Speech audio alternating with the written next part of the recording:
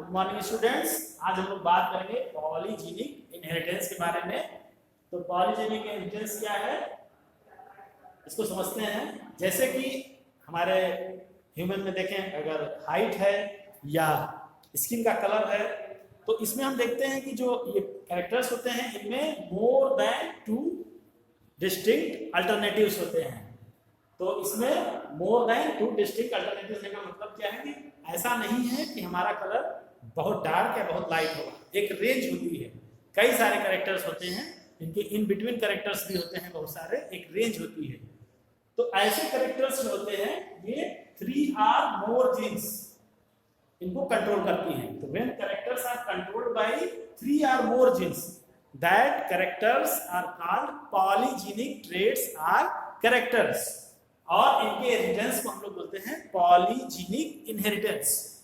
तो कैरेक्टर्स, बहुत सारे कैरेक्टर्स हैं जिनके लिए एक ही जीन रिस्पॉन्सिबल होती है, लेकिन बहुत सारे कैरेक्टर्स ऐसे भी हैं जिनमें की एक वाइड रेंज होती है, वहां 3 or more than 3 genes responsible होती है। तो ऐसे कैरेक्टर्स को हम लोग बोलेंगे पॉलीजेनिक कैरेक्टर्स।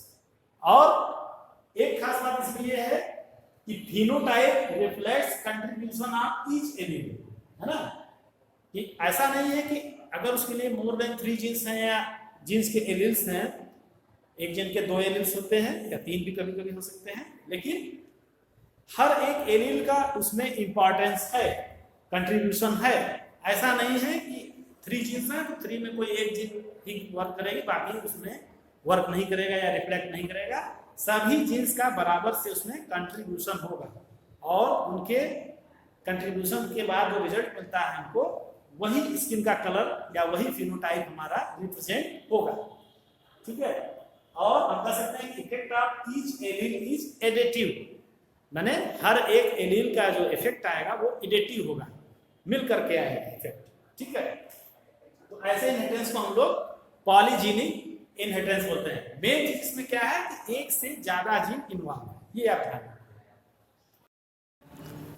अगर हम स्किन कलर का एग्जांपल लें तो स्किन कलर में हम देखते हैं कि जो स्किन का कलर है, डार्क कलर है, वो dominant allele capital A, capital B और कैपिटल सी पे डिपेंड करता है, और लाइट कलर वो जो कि रिसेसिव है वो स्मॉल ए, स्मॉल बी और स्मॉल सी पर डिपेंड करता है। तो अगर हम एक वेरी डार्क और वेरी लाइट के बीच में क्रॉस कराते हैं तो जो हमें चित्र में कलर मिलता है वो कैसा मिलता है? Intermediate colour. इंटरमीडिएट कलर कैसा है? मतलब मुलेटो कलर। तो यहाँ पे क्या है? एक कैपिटल एक स्मॉल, एक कैपिटल एक स्मॉल, एक कैपिटल एक स्मॉल, इस तरह से यहाँ पे 3 जीन है और 6 टाइप के एलील्स हैं। 3 genes and 6 type of alleles present. और क्यों ऐसा होता है? क्योंकि यहाँ पे गैमेट फॉर्मेशन हो रहा है इन तीनों में, इन दोनों गैमेट जो यहाँ पे बन रहे हैं, इसमें देखिए ये तीनों जीन जो हैं वो डोमिनेंट टाइप के हैं, और इसमें जो तीनों जीन है वो रिसेसिव टाइप के हैं, और इसके बाद जो हमें रिजल्ट मिलता है वो इंटरमीडिएट मिलता है। फिर अगर इस जो कलर हमें इंटरमीडिएट मिल रहा है, इनके बीच में आपस में हम सेल्फ क्रॉस कराते हैं, तब क्या होता है? तब हमें जो यहाँ पे गैमेट का फॉर्मेशन होगा वो इतने टाइप का होगा। आप नीचे यहाँ पे देख रहे हैं कि कितने तरह का गैमेट फॉर्मेशन, कितनी पॉसिबिलिटीज हो सकती है।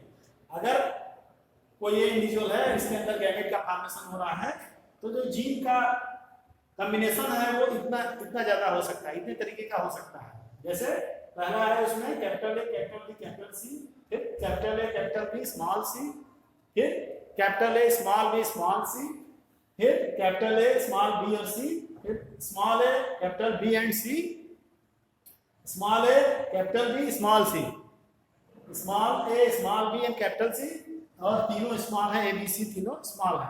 तो इतने टाइप के गैमेट के कॉम्बिनेशन हमको मिलेंगे यहाँ पे। यानी ये 3, यहाँ पे 3 जीन्स है, 3 जीन्स में गैमेट में 3 जीन्स जाएंगे, लेकिन गैमेट में इतनी तरह की पॉसिबिलिटीज हैं कि इतने तरह के जेनेटिक कॉम्बिनेशन हर एक गैमेट में, यानी कि डिफरेंट गैमेट में आपको मिलेंगे, और इतने ही तरह के गैमेट फीमेल में भी होंगे, इतने तरह के ही गैमेट मेल में भी होंगे। अब आप अंदाजा लगा सकते हैं कि इन दोनों के बीच में जब गैमेट का फ्यूजन होगा तो कितने तरह के स्किन कलर फॉर्मेशन हो सकते हैं। तो इसके लिए हमने एक चार्ट यहाँ पे बनाया है, तो आप इसमें देख सकते हैं कि कितने तरह के स्किन कलर आ सकते हैं।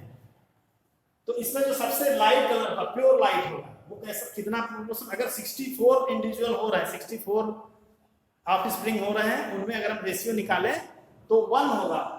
64 में 1 जो होगा वो प्योर लाइट होगा, वेरी लाइट 6 होंगे, लाइट ब्राउन 15 होंगे, मुलेटो 20, डार्क ब्राउन 15 होंगे, वेरी डार्क ब्राउन 6 और प्योर डार्क 1।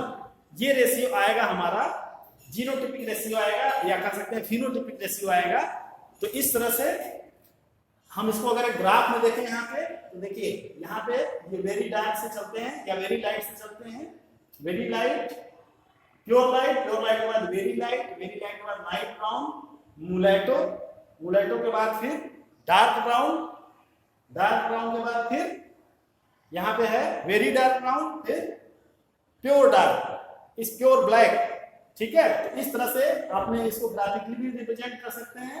इस तरह से आप देखिए कि किस तरह से रेशियो बढ़ रहा है और घट रहा है। तो देखिए इसमें आप देख रहे हैं कि जो इंटरमीडिएट कलर है वो सबसे ज्यादा है और इंटरमीडिएट के आसपास के जितने हैं उससे थोड़ा कम है, जैसे कि लाइट ब्राउन और डार्क ब्राउन, ये दोनों इंटरमीडिएट के से थोड़ा थोड़ा कम है। और फिर जैसे जैसे हम दूर जा रहे हैं वैसे वैसे इनका रेशियो कम होता जा रहा है। तो इस तरह से जो इंटरमीडिएट है और जो इंटरमीडिएट के से करीब में है वो ज्यादा है और प्योर वाले कम है।